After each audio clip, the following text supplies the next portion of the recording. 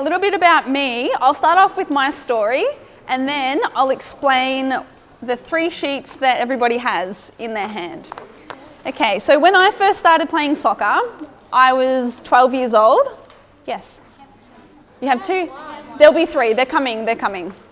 I was 12 years old and I was playing AFL football and I was playing with my brother's teams because everything that my brothers did, I wanted to do. Unfortunately, I got told when I turned 12 that I wasn't allowed to play anymore because I was a girl.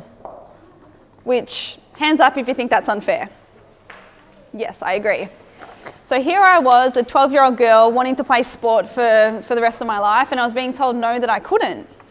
And for me, that didn't sit well. I don't like being told no, and especially in the sporting environment, I think as a female, I deserve a lot better and a lot more respect. So once I turned 12, I had a primary school teacher he was soccer crazy. So every time when we were at school, he'd try and get me to play at lunchtimes with the boys, or if he was having an inter-school sports competition, he'd want me to play.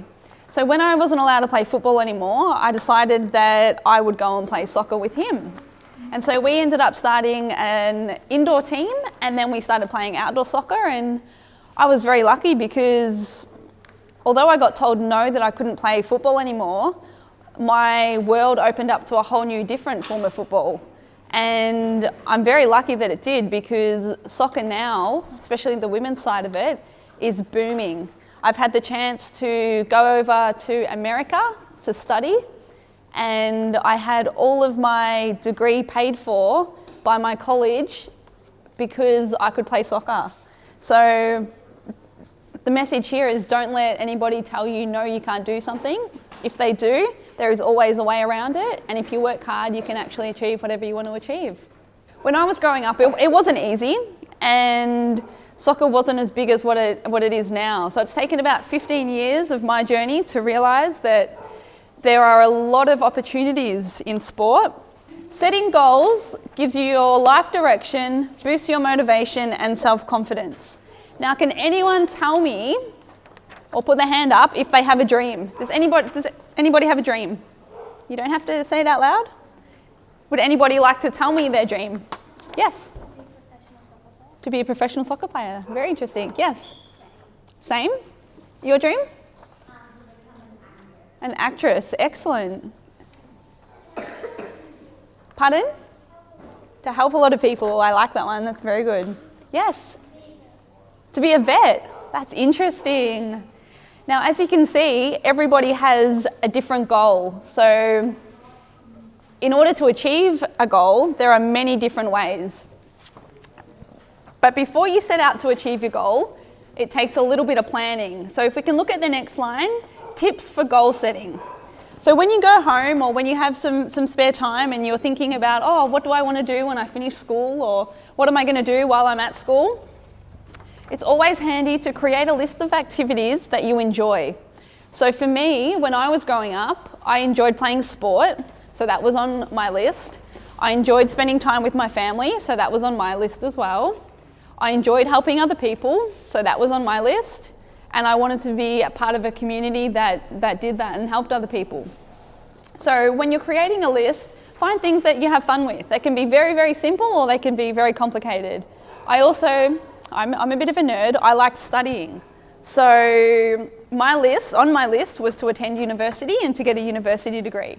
So everybody's going to be different, and school is not for everybody, sport is not for everybody, but at the end of the day, what makes you happy is all that matters.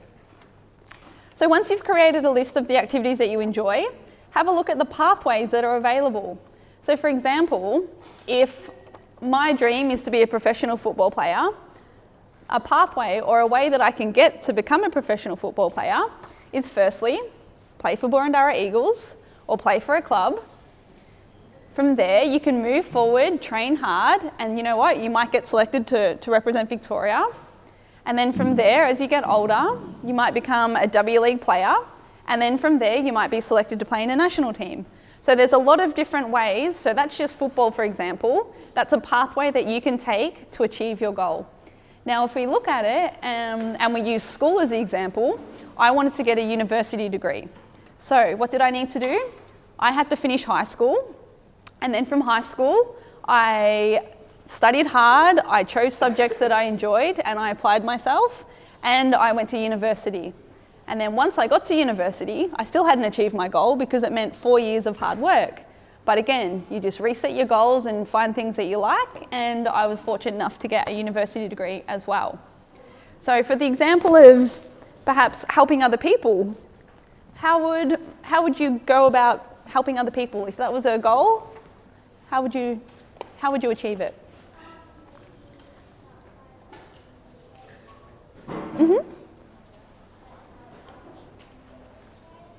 Yeah, excellent. So you could approach people in the community and see if they needed some volunteers, and then from there you could work with an organisation that helps a lot of people, and then goal achieved. So there's lots of ways to achieve your goal. It's just figuring out what it is that you want to do.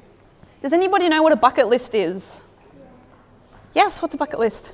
It's like you make a list and it's things you want to achieve. Yeah, so things that you want to do.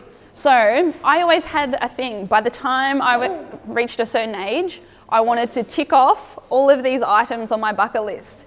So as you can see, a bucket list is a number of experiences that a person hopes to accomplish during their lifetime. So for me, for example, attending university, that was one of my bucket list items. I ticked that off.